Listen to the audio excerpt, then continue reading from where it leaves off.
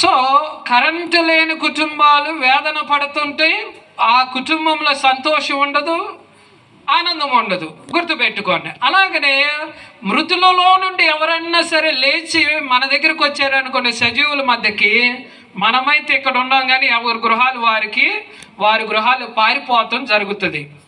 Bible ఒక వచనం తెలియపరుస్తుంది. కానీ యేసు ప్రభు ఏమన్నాడంటే, చీకటిలో ఉన్న వారు వెలుగులోకి రండి, అలాగే మృతులలో ఉన్న మీరందరూ ఏం చేయాలంట, లేచి రండి అని ఒక పిలుపునిచ్చాడు.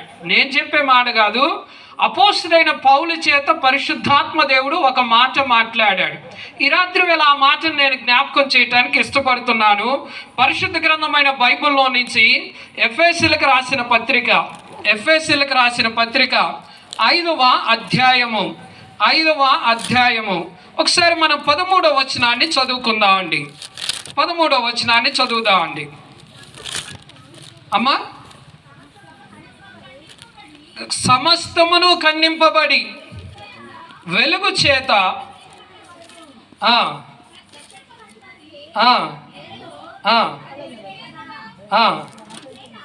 అందుచేత నిద్రించుచున్న నీవు మేల్కొని మృతులలో నుండి లెమ్ము, క్రీస్తు నీ మీద ప్రకాశిస్తాడు. దేవునికి స్తోత్రం. మాట అపోస్తలుడైన పౌలు ఏమంటున్నాడంటే, నిద్రిస్తున్న మీరు, వెరీ గుడ్, నిద్రిస్తున్న మీరు లేచిరండి అంటున్నాడు. ఏం చేయాలంట? మనము ఇప్పుడు ఏం చేస్తున్నాము? నిద్రిస్తున్న మనను అపోస్తలుడైన పౌలు ఏం చెప్తున్నాడంటే, లేచిరండి అంటున్నాడు. రెండవ మాట ఏమని చెప్తున్నాడంటే, మృతులలో నుండి మీరు లేచిరండి అంటున్నాడు. మృతులలో నుండి ఏం చేయాలంట? లేచి రావాలంట. అసలు ఈ మృతులు ఎవరు, ఈ నిద్రిస్తున్న వారెవరు? అందుకనే అర్థం కావడానికి చెప్పాను. చీకటిలో ఉంటే భయము, ఆందోళన, వేదన, శోధన అని. మృతులలో నుండి ఎవడన్నా వచ్చాడు అనుకోండి, మన దయ్యం అనుకుంటాం, ప్రేతాత్మ అనుకుంటాం, లేదా ఇంకోటి అనుకొని పారిపోతాం. కానీ ఏంటి, వ్యతిరేకముగా ఈ యొక్క అపోస్తలుడైన పౌలు మాట పలుకుతున్నాడు అంటే, ఆయన వ్యతిరేకంగా ఏం మాట్లాడట్లేదు, సత్యాన్నే పలుకుతున్నాడు. ఆయన సత్యాన్నే ఆయన ప్రకటిస్తున్నాడు. ఏమంటున్నాడంటే, నిద్రిస్తున్న మీరు ఏం చేయాలంట? చెప్పనమ్మా, మీరు చెప్తే బాగుంటుంది, గట్టిగా చెప్పాలి. నిద్రిస్తున్న మీరు మేల్కోవాలి. అలాగనే మృతులలో నుండి మీరు ఏం చేయాలంట? లెగిచి రావాలి. ఇలా గనక చేయగలిగితే, అంటే మృతులైన మనము లేచి వెళ్ళగలిగితే ప్రభు దగ్గరికి, ప్రభు మన మీద ఏం చేస్తూ ఉంటారంట? ప్రకాశిస్తూ ఉంటారంట. లేని ఎడల యేసు ప్రభు వారు మన మీద ప్రకాశించటానికి అవకాశం ఉండదు. మనం ఆత్మీయంగా అర్థాలు తీసుకుంటే స్పెషల్గా బోధించాల్సిన అవసరత ఏమి లేదు. డార్క్నెస్ అనగానే మనకు గుర్తుకొచ్చేది ఏంటంటే, చీకటి అనగానే పాపం. చీకటి అనగానే మనకు జ్ఞాపకం వచ్చేది ఏంటి? పాపం. మనం కళ్ళు మూసుకున్నాం అనుకోండి, ఏమి గుర్తు వస్తూ ఉంటుంది? చీకటే గుర్తుకు వస్తూ ఉంటుంది. అంతే కదా? కళ్ళు మూసుకుంటే ఏం గుర్తుకు వస్తుంది? ఇక్కడ ఎవరు జవాబు చెప్పరేమో, మా ఊర్లో అయితే బాగా చెప్తారు. ఇది కూడా మా ఊరే, మీరు ధైర్యంగా చెప్పండి. నేను మీ వారినే కదా, కొంచెం ధైర్యంగా చెప్తే బాగుంటుంది. లేదనుకోని నాకు 40 నిమిషాలు టైం ఇచ్చాడు, నేను మైక్ తీసుకొని ఏదో ఒకటి చెప్తా ఉంటాను, మీరు విన్నట్టుగా నటిస్తారు అంతే. నాకు బాగా తెలుసు, నాకు నటించడం అంటే బాగా ఇష్టం. ఎందుకంటే వినకపోయినా సరే విన్నట్లు నటిస్తే నేను ఏదో ఒకటి చెప్పుకుంటూ పోతాను అనమాట. దేవునికి స్తోత్రం. అందుకని నటన నేర్చుకోవాలి దేవుని సేవకులు, లేకపోతే దేవుని ప్రజలు. విన్నట్లుగా నటించకపోతే నేను ముందుకెళ్ళలేను కదా. అందుకని వాక్యం సెలవిస్తున్నది, నిద్రిస్తున్న మీరు యేసు దగ్గరికి రావాలి. ఈ నేటి ప్రపంచంలో అంత్య దినాల్లో ప్రభు రాకడికి అతి సమీపముగా ఉన్న దినాల్లో చాలా మంది మందిరాలకు వెళ్తున్నారు. మందిరాలు పెద్ద పెద్దగా కట్టబడుతున్నాయి, సుందరముగా తయారు చేయబడుతున్నాయి, సభలు గంభీరంగా జరుగుతూ ఉన్నాయి, అనేక మంది ప్రజలు తండోపతండాలుగా వెళుతున్నారు, కానీ ఆత్మీయంగా మాత్రము నిద్రిస్తున్నారని నేటి వాక్యము మనల్ని గుర్తు చేస్తూ ఉన్నది. కనుక నా ప్రియ దేవుని బిడ్డలారా, ఆత్మీయంగా ఎవరైతే నిద్రిస్తున్నారో వారి మీద క్రీస్తు ప్రకాశించడని అపోస్తలుడైన పౌలు హెచ్చరిస్తూ ఉన్నాడు. ఎవరైతే ఆత్మీయ మెలకువలో ఉంటారో వారి మీద మాత్రమే యేసుక్రీస్తు వారు ప్రకాశించడానికి సిద్ధముగా ఉన్నాడు, ఇష్టపడుతున్నాడని లేఖనం మనకి జ్ఞాపకం చేస్తున్నది. కనుక క్రీస్తుని మీద ప్రకాశించాలంటే, మన రక్షకుడైన యేసు వెలుగు మన మీద కుమ్మరించబడాలంటే, అభిషేకించబడాలంటే, ఆత్మీయంగా నిద్రిస్తున్న మనమందరము కూడా ఏం చేయాలంట? మెలకువ కలిగి నిద్రను మానుకొని లేచి ఆయన దగ్గరికి రావాలని సెలవిస్తున్నది. నేటి దినాల్లో ఎవరైతే నిద్రిస్తున్నారో ఈ రాత్రి వేళ ఈ వాక్యం ద్వారా దేవుడు పిలుపునిస్తున్నాడు. ఇదిగో దేవుడు నీ మీద, నీ కుటుంబం మీద, నీ యొక్క బిడ్డల మీద, ఇదిగో నీ భర్త భార్యాభర్తల మీద, అలాగే సంఘాల మీద దేవుడు ప్రకాశించాలని ఆశపడుతున్నాడు. కానీ మనము నిద్ర నుండి మేల్కొనట్లేదని అపోస్తలుడైన పౌలు హెచ్చరిస్తున్నాడు. కనుక నా ప్రియ దేవుని బిడ్డలారా, ఆత్మీయంగా నిద్రిస్తున్న మనందరం మెలకువగా ఉండాలి. గెత్సెమనే తోటలో యేసు ప్రభు వారు తన ప్రియ శిష్యులను తీసుకొని వెళ్ళి కొంత దూరం వెళ్ళిన తర్వాత శిష్యులకు ఒక మాట చెప్పాడు. ఏమని చెప్పారు? పేతురు ఇంకొందరు ఉన్నారు, ఇక్కడ ఉండి మీరు శోధనలో ప్రవేశింపకుండునట్లుగా మెలకువ కలిగి ప్రార్థన చేయండి అన్నాడు. సరేనని ఆయన ఇంకొంచెం లోపలికి వెళ్ళి ప్రార్థన చేసి కొంత టైం తర్వాత వచ్చారు. ఈ సంఘటన అందరికీ తెలిసిందే. గెత్సెమనే తోటలో పట్టుబడబోయే రాత్రి, రైట్? అలా ఆయన తిరిగి వచ్చే కల్లా ఈ శిష్యులు ఏం చేస్తున్నారు? నిద్రిస్తున్నారు. ఏం చేస్తున్నారంట? నిద్రిస్తున్నారు. ప్రభు చెప్పిందేంటి?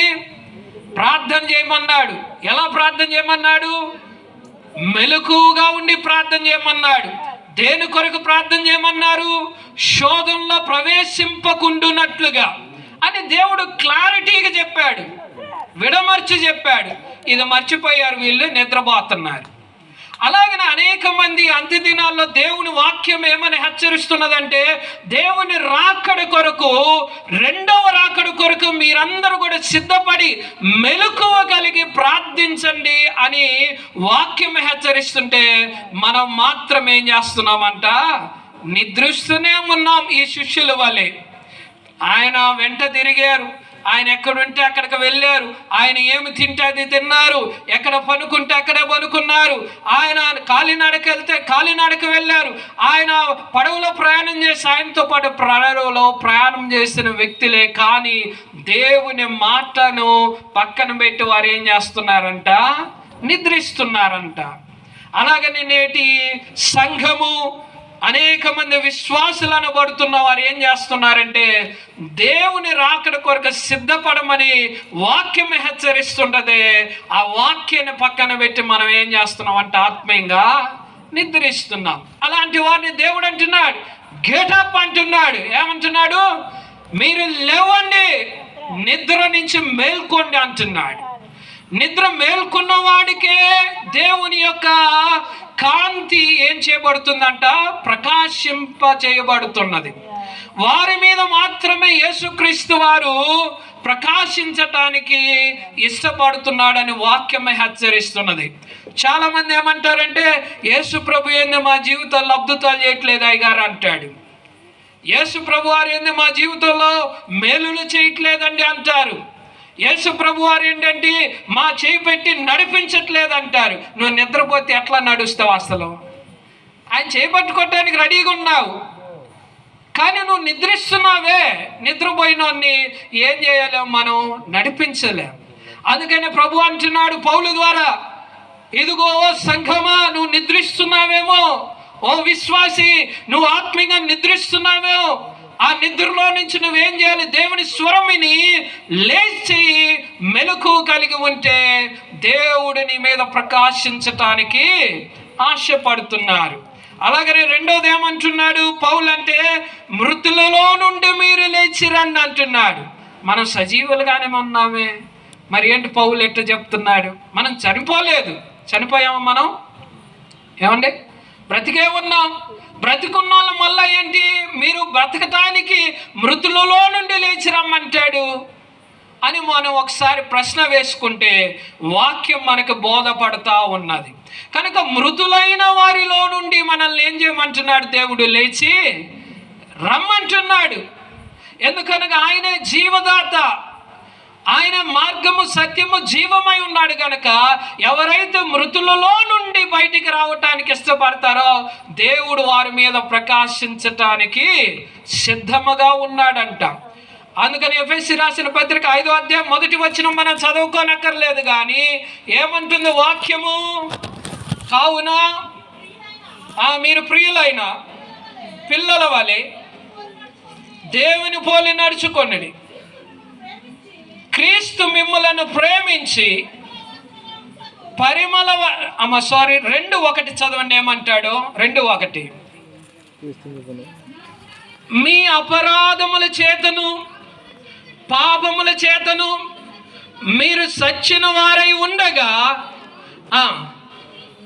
క్రీస్తుతో కూడా ఆయన మనల్ని లేపాడంట. దేవునికి స్తోత్రం చెల్లిద్దాం అండి. ఈ మాట అందరూ చెప్పండి.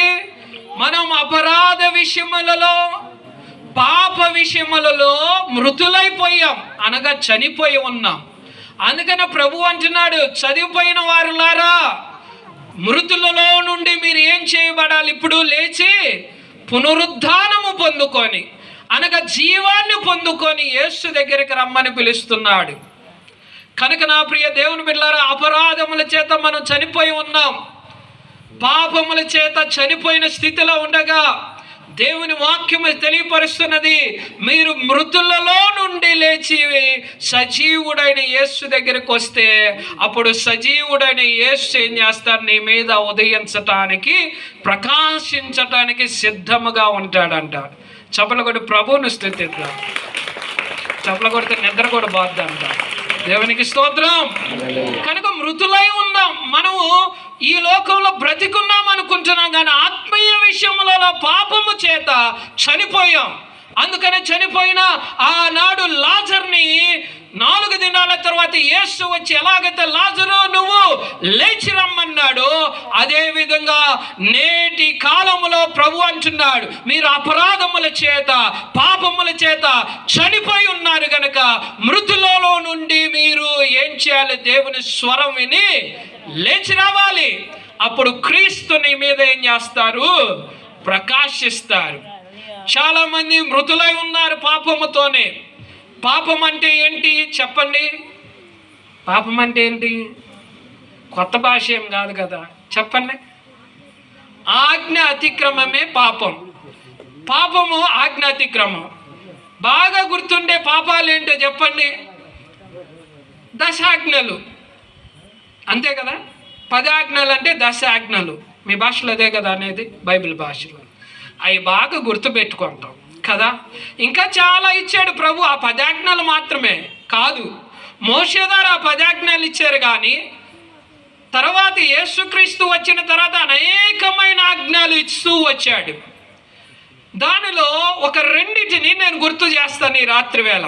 మళ్ళీ సబ్జెక్టు మనం అక్కడికే వద్దాం. మృతులలో ఉన్న మనలను యేసేమంటున్నాడు? లేచి రండి అంటున్నాడు. నిద్రిస్తున్న మీరు లేచి రండి. నిద్ర అంటే ఎంతో తెలుసుకున్నాం. మృతులంటే ఏంటి? పాపంలో ఉన్నాం, మనం అపరాధము చేస్తున్నాం. అందుకని చనిపోయి ఉండగా క్రీస్తులో మనలను బ్రతికించటానికి దేవుడు ఒక ప్రణాళికను ఏర్పాటు చేశాడు. కనుక మనం మృతులలో నుండి బయటికి రావాలి, అపరాధములో నుండి బయటికి రావాలి. మృతం అంటే అది. పాపములో నుండి బయటికి రావాలి. అప్పుడే నీకు జీవం ఉంటుంది. అది క్రీస్తు ద్వారా కలుగుతుంది. లేని ఎడల నువ్వు చచ్చిన వారి వలె ఉంటావు, మృతులలో ఉంటావు. మృతులు దేవుని యొక్క రాజ్యానికి వెళ్ళనే వెళ్ళరు. ఎందుకనగా మన దేవుడు సజీవుడై ఉన్నాడు.